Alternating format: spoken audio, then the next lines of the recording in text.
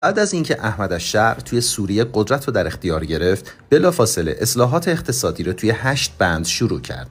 اول اینکه کارکنان دولتی که استخدام شده بودند و حقوق می‌گرفتند ولی اصلاً حضور نداشتند رو اخراج کرد. توی سوریه به اینا میگفتن شبح.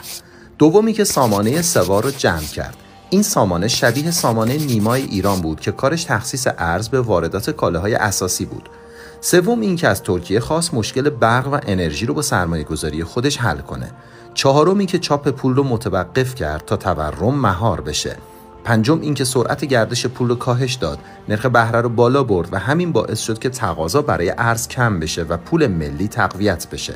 همزمان عرضه دلار رو هم توی بازار زیاد کرد و دلار از 22,000 لیر به 12,000 لیر سقوط کرد.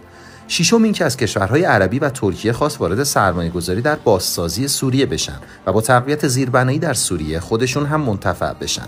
هفتم این که تعرفه گمرکی برای 10 قلم کالای اساسی رو حذف کرد و واردات رو آزاد کرد. و هشتم این که سیستم توزیع نون با کارت یارانه رو متوقف کرد تا در مجموع بساط یارانه رو جمع کرده باشه.